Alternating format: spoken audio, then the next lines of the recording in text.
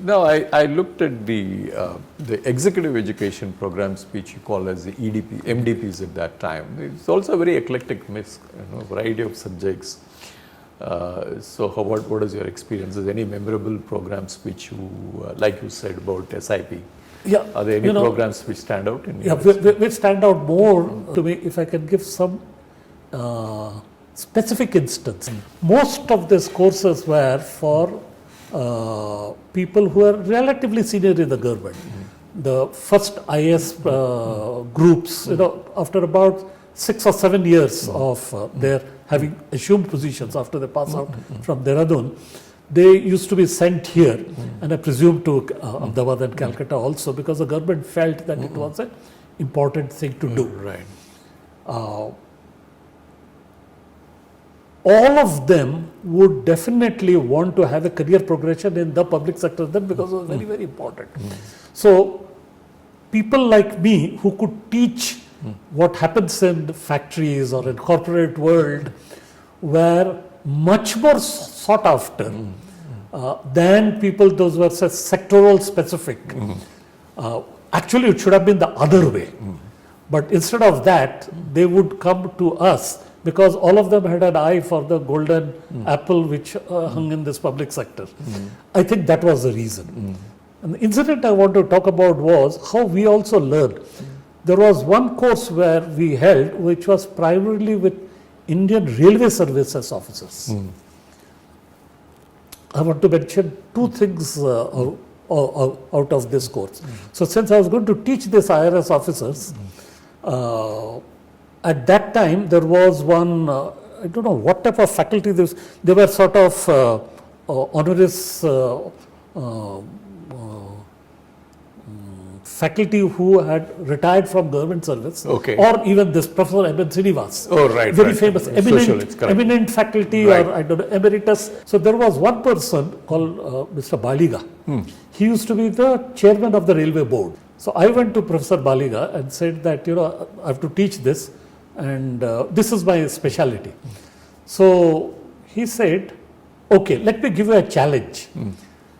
So he produced a book which was written in the 1940s, and he said, this is the purchase and stores manual of the railways.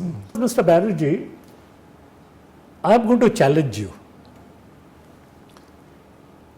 Reality is, there is extreme corruption in the railways and purchase and stores. You go through this book and you tell me, how can you find any loopholes by which anybody can be corrupt?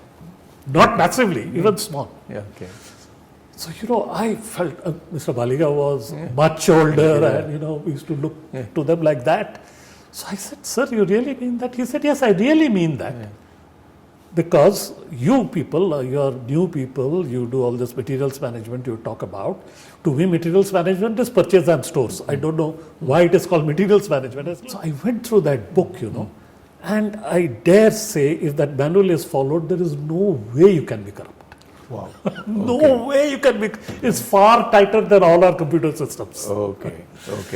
The other point about this, while I was teaching that IRS group, there was one person who brought out a behavioral scientist type of, which was really for behavioral scientists, not me.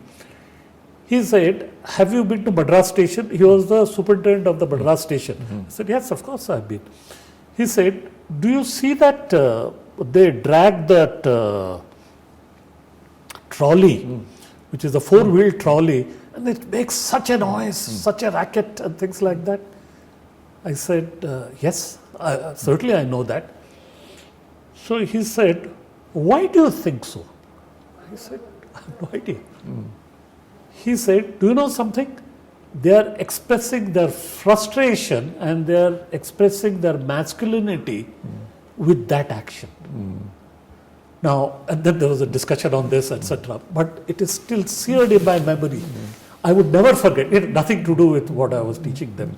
But he says that, look, you guys who I was actually teaching about stores, etc., you take in a lot of factors, but there are a lot of factors people like us have to take, which has nothing to do with whatever you take. models. I was a hit because I could relate. Right.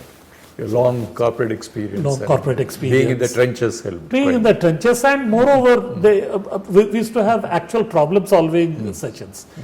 Very little of theory, because I was of the opinion, why am I teaching these people EOQ? Matter of fact, I used to tell them, teaching EOQ,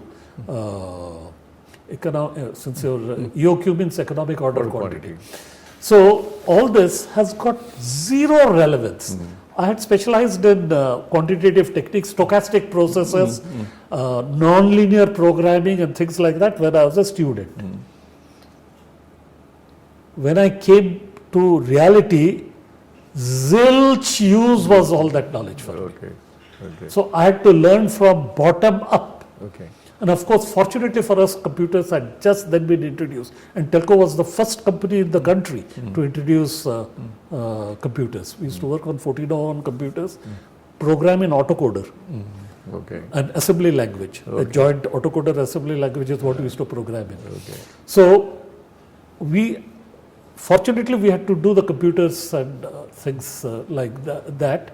But whatever knowledge I had gathered, theoretical knowledge, HMMS model, which perhaps zilch use. Right.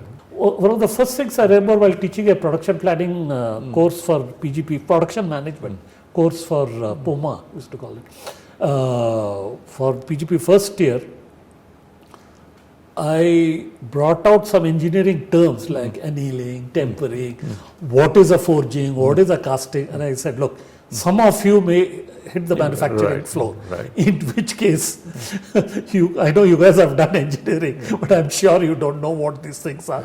So just as a thing, and I used to some 3-4 pages, Xerox them and give it to them and said, keep this, it may be of use to you. People think that manufacturing management is a homogeneous thing. It is not.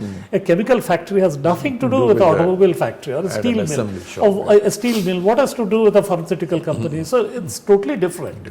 And this is something which, when I was a student, nobody talked to us about these things. So when I started speaking, both in PGP and MDP, PGP people could somewhat realize that even in those days, we used to have some people who were somewhat work experience. They could realize it. So this was that part of it.